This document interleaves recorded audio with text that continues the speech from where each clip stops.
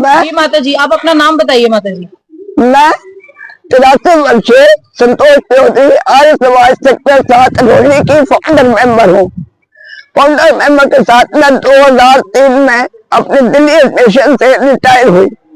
Retire होने के बाद मैंने उन बच्चों को पढ़ाना शुरू किया कार्यकारिणी की सहमति से, जो बच्चे पिछड़े वर्ग के या गरीब बच्चे या मंदिर में भीख मांगने वाले बच्चे और कूड़ा बीनने वाले बच्चों को इकट्ठा किया, जिससे बच्चों का मानसिक विकास हो। मानसिक विकास के साथ बच्चों का ये बाल श्रम भी खत्म किया जाए और देशभक्ति के प्रति बच्चों की रुचि उत्पन्न की जाए, पैदा की जाए, ताकि बड़े बच्चे आए। लेकिन इसी समाज में इस अच्छे काम को देखते हुए मुझे निकालने की हर समय कोशिश धमकियां देते रहे और मुझे कहते रहे इससे क्या फायदा होगा, इसका क्या फायदा होगा। लेकिन आज उसी संस्कारों को लेकर बच्चे ऊंचे ऊंचे पदों पर अपना कार्य करते हैं, जैसे MCA किया, अकाउंटेंट किया, PhD की, बच्चे अच्छी अपनी दुकानें चला रहे हैं और बार बार मुझे धन्यवाद करते हैं। लेकिन धमकी दी जाती थी कि इसको मरवा दो या निकाल दो समाज से। इन्होंने नरेश पाल आर्या, जो कि प्रधान है वहाँ का, इसमें कहाँ के प्रधान है ये आर्य समाज सेक्टर के प्रधान है। 30 साल से कभी मंत्री बन जाते हैं, कभी प्रधान बन जाते हैं, अपने ही ग्रुप को चुन लेते हैं। पहले ये सिलेक्शन करते हैं, फिर इलेक्शन करते हैं और फिर करप्शन करते हैं। मैं आपको विशेष रूप से अवगत कराना चाहूंगी कि इस समाज में बहुत कुछ हो रहा है, जिसकी इंक्वायरी करना अत्यंत आवश्यक है। जिन कुरीतियों को महर्षि दयानंद ने उजागर करके समाप्त किया था, उन्हीं को ये आज पलट रही हैं। उन कुरीतियों को हम कैसे सहन करें। इन बच्चों के माध्यम से हम बच्चों को भी यही सिखाते हैं कि ये सामाजिक कुरीतियां हमारी दूर होनी चाहिए, जिसमें लोग बच्चे भी हमारे जो गाली देते थे वो आज अपने माँ बाप का वो छुड़ाते हैं। पान, गुटखा, मसाला, यही बच्चे जो खाते फिरते थे। में क्या कुछ गड़बड़ होता है? ये गड़बड़ी इतनी है कि 15-20 करोड़ का करीब घोटाला है। कईयों की रसीदें प्राप्त नहीं हुई, उन्होंने पैसा दिया और रसीदें प्राप्त नहीं हुई। मैं क्या आपको बयान करूं। मैं एक विनती यही चाहती हूँ कि इन बच्चों के साथ न्याय हो और इस समाज की अच्छी तरह से इंक्वायरी हो। आपके ऊपर क्या केस भी हुआ था? केस मेरे ऊपर 2016 में मैं अपने बच्चों के पास गई हुई थी। पीछे से मेरे जो भी काम करते थे मेरे पीछे करते थे, मेरे सामने नहीं करते थे। जरा मौका पाते इन्होंने मेरी अलमारी के ताले तोड़े, पैसा निकाल लिया और जिन लोगों ने मेरे को साथ दिया उनको नोटिस भेज दिए गए और बच्चों पर भी केस डाला गया। ये क्या बच्चों के लिए कोई फंड आता था जो आप पैसा बता रहे हैं? मैं प्रधाना बनी थी 2017 में, सॉरी 2015 में प्रधाना बनी थी और ये हमारी यज्ञशाला में पेशाब किए हुए दरिया बिछी रहती थी। इसको मैंने कई बार इनको उजागर किया कि देखो ना तन शुद्ध है ना मन शुद्ध है, तो फिर हम साधना कैसे कर पाएंगे। पहले हम अपने घर की समस्याओं को मंदिर में जाके सुलझाते थे, आज समस्याएं मंदिर की हमें घर में सुलझाने लेकर आनी पड़ती है। अब आप हमारे साथ न्याय करें जिससे हम आगे बढ़ भी सके। और जानना चाहते हैं माँ जी की केस कब हुआ, उस केस क्यों किया गया आपके ऊपर, क्या आपके ऊपर आरोप लगे? मैं 2016 में बच्चों के पास गई, पीछे से इन्होंने बच्चे निकाल दिए और मैंने आके बच्चों ने मेरे साथ फूट फूट के रोए और रोने के बाद मुझे अपना सारा हाल बताया कि हमें कैसे निकाला गया है। उसमें दरवाजों में दबोचा जाता और अगर हवन करने के लिए कहते हैं तो पुलिस को बुला लिया जाता, धमकाया जाता। माता जी कितने टाइम से आपका कोर्ट में केस चल रहा था? ये कोर्ट का केस था 2016 से 26/1/2016 से शुरू हुआ है। क्या आरोप लगा संस्थान ने आपके ऊपर? मेरे ऊपर कोई आरोप नहीं लगा, लेकिन इनके ऊपर आरोप लगे।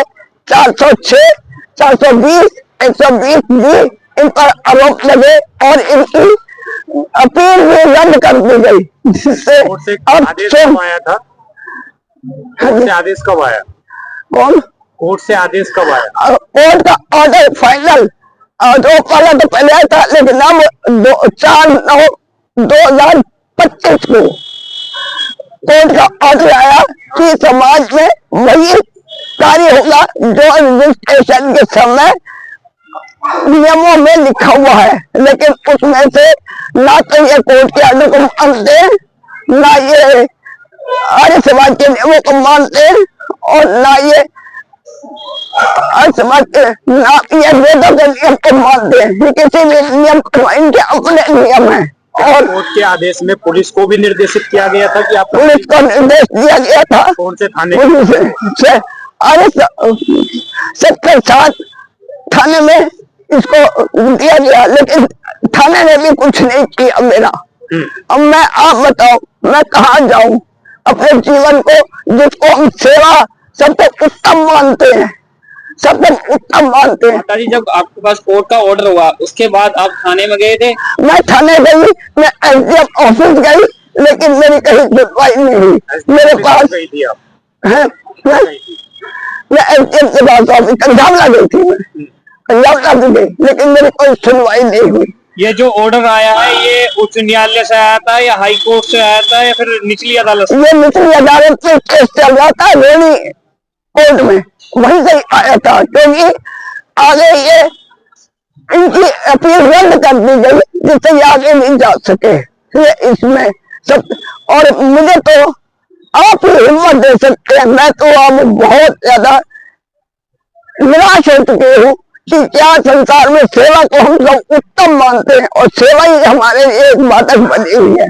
आप ही बताएं इसको आपने कैसे, और इसकी इंक्वायरी की जाए, और कुछ अच्छे अनुभवी लोगों को इसके हाथ में बागडोर इसकी संभालने की करनी चाहिए। हमें आपके पास जब ऑर्डर आया उसके बाद आपने संस्थानों से बात करने की कोशिश? मैं संस्थानों में मैं गई, मैं इनके पास गई, पहले तो सबसे पहले इनको कहा, मैंने कहा ऑर्डर आया है तो बैठ के हम आपस में मीटिंग कर लें, लेकिन इन्होंने नरेश पाल ने कहा कि हमारे पास कोई ऑर्डर नहीं आया। मैंने ऑर्डर को कुरियर करके इनके पास भेज दिया। दोबारा गई मैं इनके पास कि अब तो बैठ के इसको हम सुलझा लें, फिर कहते हैं हमारे पास टाइम नहीं है। फिर तीसरी बार गई, फिर कहते हैं आपके कहने से थोड़ी हम मीटिंग रखेंगे, टालते रहे और इसको कोई महत्ता नहीं दी। आप मुझे, मैं बहुत निराश हो चुकी हूँ, लेकिन करना चाहती हूँ जितने भी कुछ ना कुछ इन बच्चों के लिए कर जाऊँ, ताकि ये बच्चे कल को हमारे महर्षि दयानंद के गुणों को आगे उजागर कर सके। और भ्रष्टाचार में सबसे अव्वल, सबसे पहले सिलेक्शन करते हैं, फिर इलेक्शन करते हैं, और फिर करप्शन करते हैं।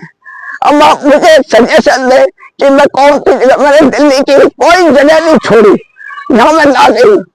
समाज में मंदिर के आप भी प्रधान रह चुके? मैं प्रधान रह चुके 2015 में, और उससे पहले मैं 2002 में उप प्रधान पुस्तकालय अध्यक्ष रह चुके हूँ, जिसमें मुझे कई प्रशस्ति पत्र मिले।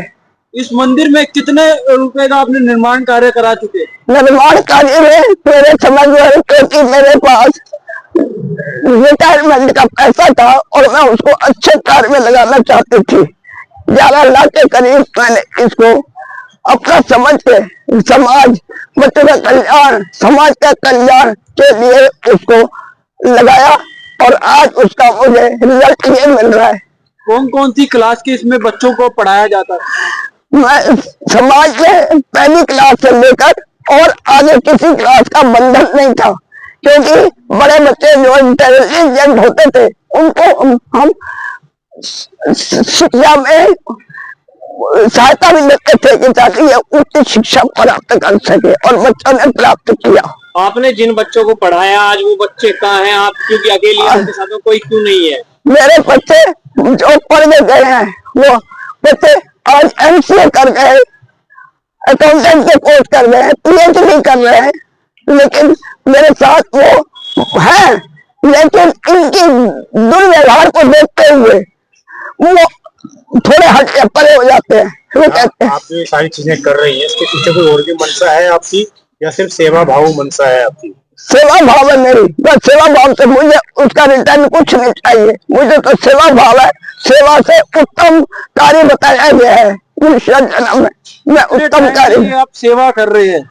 मैं सेवा कर रही हूँ 2095 से, 1995 से आज भी मैं चाहती हूँ कि मुझे इसको न्याय दिलाकर मुझे बच्चों का ऊपर वाला हवाल, जिसमें बच्चों का 2.5-3 लाख का सामान आबदारियों के द्वारा दिया गया है, 10 साल से बिल्कुल सड़ रहा है। अंत में क्या चाहती हैं आप ये बताइए? बस मैं ये चाहती हूँ कि मुझे न्याय तो न्यायालय ने दे दिया है, लेकिन आगे इसको जो आगे पदाधिकारी है वो न्याय दे और हम इसको आगे चला सके। धन्यवाद, आपका बहुत बहुत धन्यवाद। और मुझे अपने सुझाव देने के लिए मैं आपको आमंत्रित करती हूँ, ताकि मुझे आप सुझाव दें, मैं उसी रास्ते चलूं। अच्छा, ये माता जी ये भी एक आर्य समाज की शिक्षक रह चुकी हैं। आज ये इनसे बात करते हैं। आप अपना नाम बताइए। मेरा नाम अरुणा है। मेरा नाम अरुणा है, ठीक है। और आर्य समाज जो सेक्टर 7 में है उसके पीछे ही जस्ट गवर्नमेंट स्कूल है, ठीक है। जो प्राइमरी स्कूल होते हैं एमसीडी वाले, वो स्कूल है। मैं लगभग 5वीं क्लास में थी तब मैंने यहाँ से शिक्षा प्राप्त की थी आर्य समाज से।